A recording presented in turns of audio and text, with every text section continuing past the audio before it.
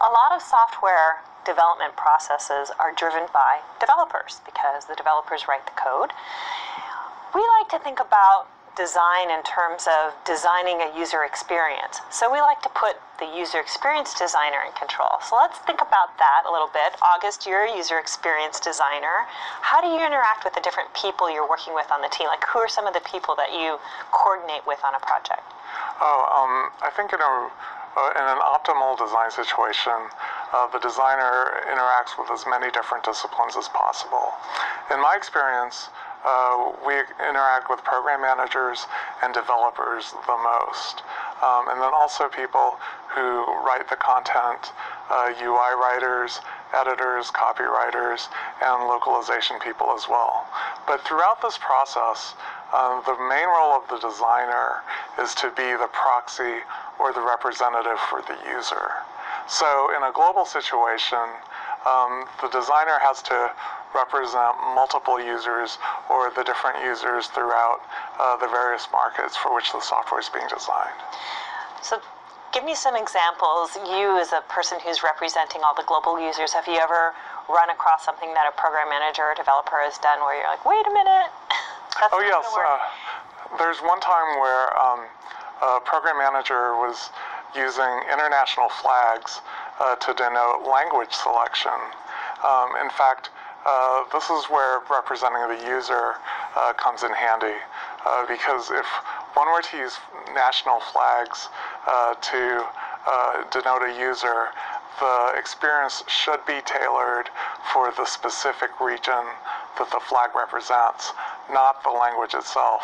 Because keep in mind, there are certain countries with multiple languages, for example, and there are also distinctions, national distinctions within a language group.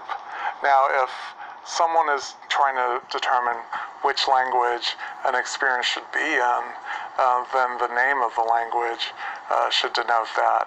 And one important thing to remember is that the name of the language should be in the language itself.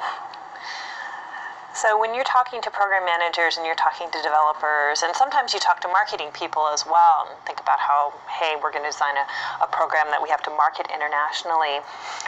Is there a specific steps you go through before you start implementing your design? Do you go through reviews? And when you do that, do you pay attention to specific global issues? Is there a checklist that, for example, that you follow? There's no silver bullet. Design processes tend to be linear, but they're different with every group of people and every organization. So what a designer can rely on are some guiding universal principles. And you asked about checklists or other tools. Again, this is different with each organization, but one thing that actually helps the design process is to get as many different disciplines involved as early in the process as possible, rather than waiting for the end and being surprised by some last-minute requirement. That's really nice to hear, because those of us who have done globalization before usually get to come in at the end, and we're probably not the only teams that don't want to come in at the end. Marketing, for example, should probably be there from the beginning. They probably have great input on what's going to work for an international market or not.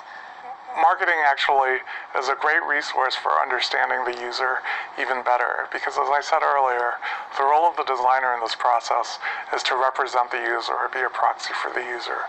So as much information that the designers can get, the better the process will be. So if I were to think about that or summarize that, I'd say that you as the designer represent the user, and therefore in everything you do in the design, you have to be like their advocate, like their lawyer almost. Like, wait, I object, that's not going to work for me. And I think that that's a great place for us to go with the rest of the course, is to think about putting the user at the center of everything.